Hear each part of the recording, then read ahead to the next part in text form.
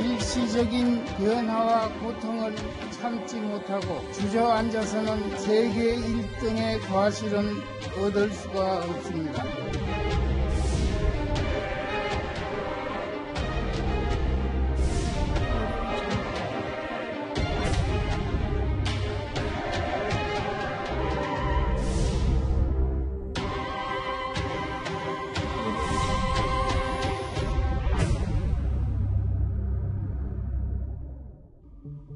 예, 오늘 월요일 뉴스탑10은 이건희 회장의 장례 이틀째 현장부터 먼저 만나보도록 하겠습니다.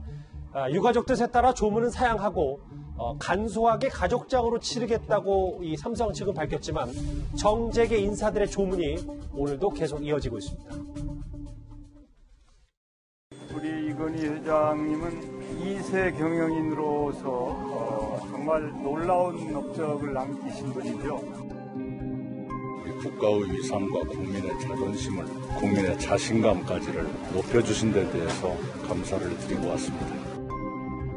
창의적인 노래를 가지고 전략했기 때문에 오늘날 우리 소위 국제시장에서 한국의 위상을 높이는 데 아주 큰 기여를 하는 분이라고 생각합니다. 우리나라 경제계에서 모든 분야에서 1등 그 정신을 아주 강하게 심어주신데 감사하게 생각했습니다. 정의선 회장의 말까지 들어봤습니다. 이제부터 이 소식 하나하나 짚어보겠습니다. 이현정 의원, 네. 일단 오늘 빈소를 찾은 많은 정재계 인사들이 있는데 공식적으로는 오전 10시부터 조문이 시작됐다고 하고 대통령은 어제 노영민 비서실장 통해서 메시지를 건넨 것 같습니다. 네, 그렇습니다. 일단 지금 원래 삼성 임원들은 삼성장으로 해야 된다고 간곡히 이야기를 했는데요. 본인께서 이제 유지로 검소하게 치러야 된다는 이야기를 하셨고, 유가족들이 일단 가족정하는 것을 정해서 일단 수요일 날 발인식을 갖는 걸로 했습니다. 특히 그러다 보니까 일반 조문객들은 받지 않고 지금 뭐 정재계에서 지금 잇따라서 지금 조문 행렬을 이어가고 있는데요. 예. 어제 같은 경우에 이제 문재인 대통령이 노영민 비서실장과 이호성 경제수석을 보냈어요. 그동안 보면 주로 이제 재벌 총수들이나 이런 분들 돌아가셨을 때 주로 정책실장들이 많이 갔었거든요. 장하성 실장이라든지 김상조 실장이 갔었는데 이번 같은 경우는 이제 노영민 비서실장이 간 것은 저는 그렇게 예상합니다. 아마 이게 정책실장보다는 그래도 비서실장이 조금 급이 높으니까 그만큼 격을 따졌다는 또 생각도 들고 또 한편으로는 김상조 실장이 사실 그동안 삼성에 대해서 지배구조 문제에 대해서 항상 좀 많은 대척점에 있었지 않습니까? 예. 이제 그런 상황이다 보니까 그것도 고려했지 않나 싶긴 한데 어쨌거나 오늘 조문객들 보면 정말 전 관계 재개할 것 없이 모두 정말 세계 1위 기업으로 만든 정말 한국의 정말 이 별이지 않습니까? 이건희 회장을 추모하는 발길이 지금도 이어지고 있는 것 같습니다. 예. 소정석 국장님, 네, 여기 보면 오늘 오전에 뭐 이재용 부회장, 홍라희 관장 비롯해서 가족들 입회하에 원불교식으로 입관식이 진행이 됐다고 하는데 제가 주변에서 이 질문 참 많이 받았거든요. 원래 그 이건희 회장이 원불교를 믿었습니까? 그렇죠. 많이 알려져 있지는 않죠. 그 사실 자체가. 근데 이제 아내인 홍라희 여사가 원불교를 믿는다는 얘기는 많이 알려져 있죠.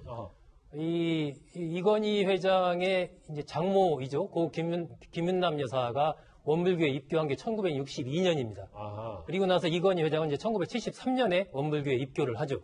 그러니까 그 전부터 김윤남 여사나 장인되는 홍진기 전 중앙일보 회장 같은 경우에 원불교 신앙을 쭉 해왔죠. 그러면서 이 부부가 같이 원불교에 입교를 한 거고, 그러다 보니까 이건희 회장의 이제 법호가 중산이고 홍라희 여사는 도타원인데 그 이름 앞글자를 하나씩 이렇게 따서 익산에 있는 중도 훈련원 이런 것을 이렇게 지어주기도 하고, 그런 식으로 굉장히 많은 이제 원불교와 관련된 기여를 이건희 회장과 홍라희 여사가 해왔고, 또 이 굉장히 불교랑은 인연이 깊습니다. 홍나희 여사 같은 경우 불의회 회장을 하기도 했고, 법정 스님 돌아가셨을 때는 그 밀린 병원비 6,200만 원 대신 또 내준 적도 있지 않습니까? 홍나희 관장이요? 예, 그렇죠. 그리고 전에 그 부산의 해운정사에서는 수륙제를 지내기도 했고, 이렇게 이제 원불교와 불교 쪽에 고 이건희 회장과 홍나희 여사가 상당히 많은 기여를 했고 신앙을 해왔죠. 가족장, 원불교식으로 진행될 이번 장례 절차, 그래서 더 많은 주목을 받고 있는데요. 구장 차장, 네. 이 투병 끝에 별세했고 심근경색이 있었고 6년 5개월 동안에 병원에 있었습니다.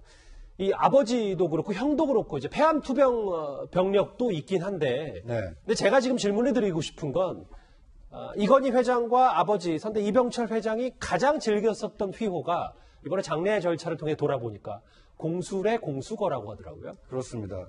뭐 어떻게 보면 우리나라에서 이제 국내 그 재산 순위로 1위고 세계적으로도 이제 수위권에 이 위치를 하고 있는 이건희 회장이지만 항상 이 스스로를 좀 돌아보기 위해서 이 자신의 어떤 집무실과 같은 곳에 걸어뒀던 글귀가 그 선친인 고 이병철 회장이 썼던 이 공술의 공수거였다고 합니다.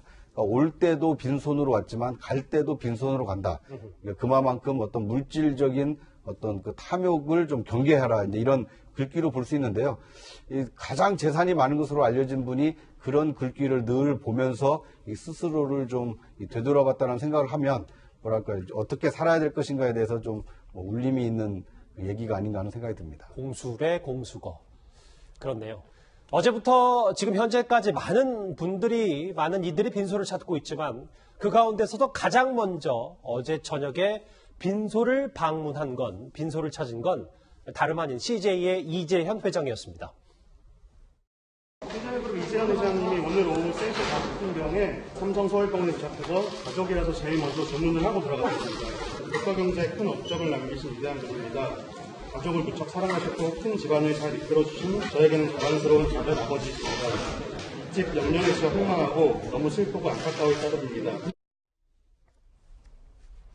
CJ 쪽 관계자를 통해서 대신 입장을 밝힌 이재현 회장인데 집안을 이끈 자랑스러운 작은 아버지다. 글쎄요, 이제 선대 윗세대의 이제 갈등이 조금은 이제 다시 좀 봉합이 되고 CJ와 삼성 간의 화해 무드가 좀 되는 겁니까, 김태현 변호사님?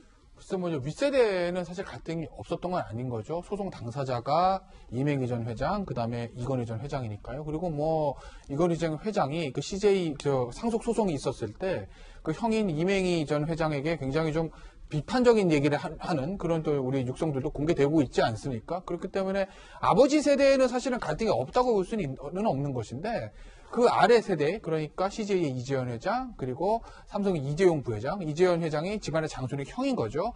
그 둘 사촌끼리 무슨 갈등이 있다, 이런 얘기는 사실은 전해진 건 없어요. 예. 그리고 더군다나 이재용 부회장이 지난번 국정농단 사건 때, 그걸 굉장히 좀 옥고를 치를 때, 그 집안의 장손인 이재현 CJ 회장이 탄원서까지 제출했다고 하지 않습니까? 그렇다고 보면, 아랫세, 밑세대 이 제자 돌림, 이재현 회장하고 이재용 부회장 간의 갈등은 사실은 이건희 회장의 지금 상 때문에 봉합이 됐다. 이렇게 하기보다는 네. 그 전부터 그 두 사람 간의 갈등이 그렇게 있었던 것 같지는 않다라고 보는 것이 맞을 것 같습니다. 이렇게. 앞서 김태현 변호사님 잠시 언급을 해주셨는데 사실 윗세대인 이맹희 CJ 명예회장과 이건희 회장은 꽤 긴 시간 갈등이 수면 위로 노출이 됐었습니다. 저희가 8년 전 영상을 준비했습니다. 잠깐 보고 오겠습니다. 우리 집에서는 퇴출당한 양반이에요. 이맹희 씨가 감히 나보고 건이 할 상대가 아니에요. 날 쳐다보고 바로 내 얼굴을 못 보던 양반이라고. 지금도 아마 그럴 거예요. 지금이야 다시 삼성과 CJ가 화해 무드로 돌아섰고 이제 서로 상생하는 길로 갈 수 있겠죠. 이제 이 장례 이후에. 그런데 소윤석 국장, 네.